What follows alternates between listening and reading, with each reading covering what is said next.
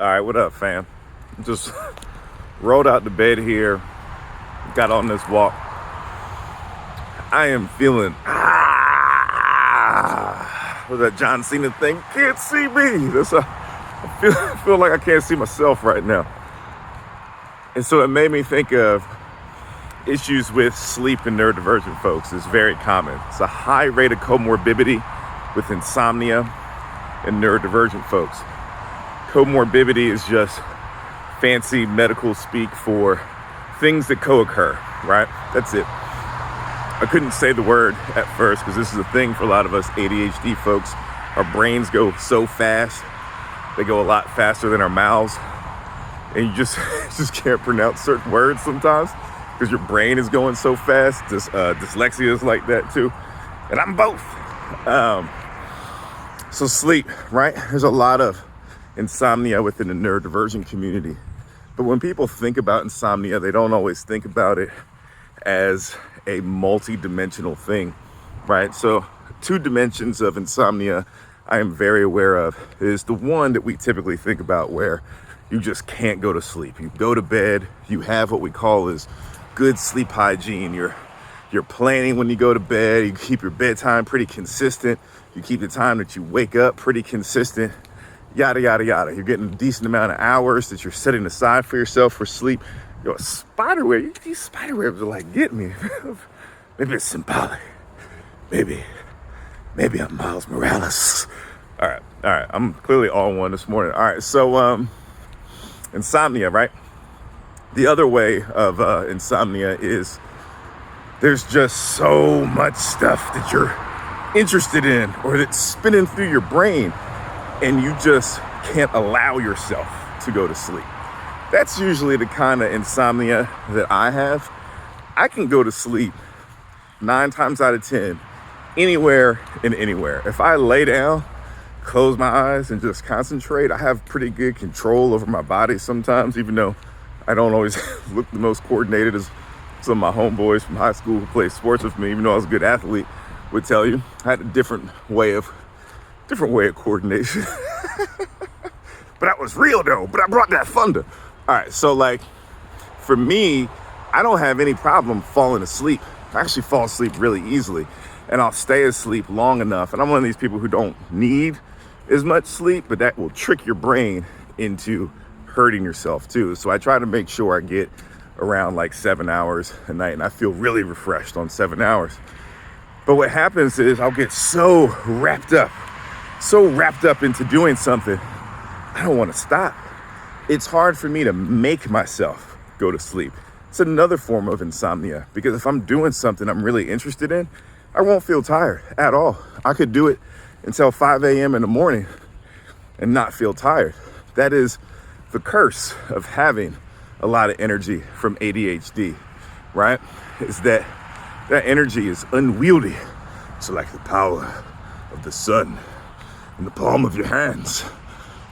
Except if you had the power of the sun in the palm of your hands, it would just burn through your hand and your body and you die of radiation, whatever.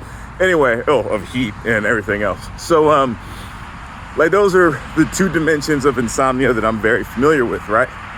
Well, last night I experienced a different version because when I actually let myself go to sleep, I go to sleep pretty well.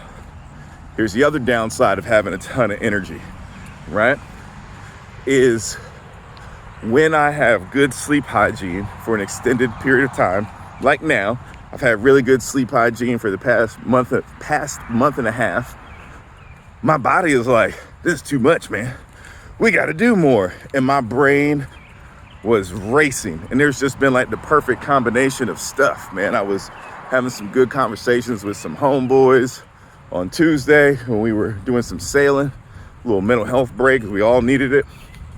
Then this thing happened where this guy, Dennis the Explorer on YouTube, he went into my family's cemetery and just started exploring. And I gotta be honest, I don't think what he does is wrong or like bad. I actually think it's really interesting. He's probably neurodivergent because who else is going to be curious about a bunch of cemeteries and just exploring, videotaping them and not doing anything with it, right? So he probably is. I mean, I think a lot of goth kids are just neurodivergent kids, right? He's probably that. But the other thing was, it was a private cemetery, it was locked, and he hopped the gate. And he's going around filming all my relatives, some of which I knew when they were alive, and filming the grave of my great-great-great-grandfather, William C. Dotson, whose slave name was Dodson, and he changed his name to help run away and fought in the Civil War and got out the Civil War and bought 62 acres of land in Glen Burnie, Virginia. That's the legacy my family is built on. In the grave, you know, there's been some sinking, it's starting to come up, and this dude was just filming it. You know what it felt like in my head? It was like, I have this great family legacy that I know about. It's strong. We have a lot of confidence from it. And this random white dude can just go up there and just, I own this. I can just walk up here if I want to. So my mind was just racing.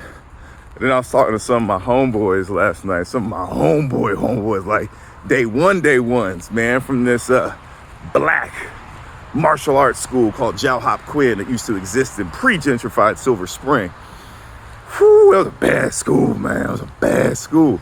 Talking to some of my homeboys there, and man, one of them is like absolutely just different level brilliant, like different, like top 10, top 15 intellects, but like the smartest people that you know tend to be wild, okay? They're not like controlled, managed people. They're at the extremes.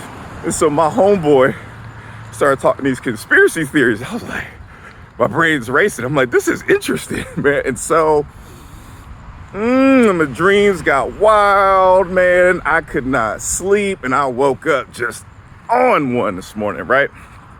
Yeah. So that happens. All that to say, sometimes our brains, neurodivergent folks, are racing, especially ADHD folks, especially autistic folks. Our brains just race. And that thought, all those clouds of thoughts, it's a lot, it's overwhelming. Most people aren't having thoughts on that level, right? Everyone has this experience where thoughts are racing through their heads. But when your ability to manage yourself is very poor because of your just own neurological design, man, that can really impact you. So all I'm saying today is, don't let that tear you down. Don't let that tell you that you're not good enough. Don't let that tell you can't do this thing, because we're already doing this thing, and we're going to keep doing this thing. Saying that for myself as much as I am for y'all. Keep walking.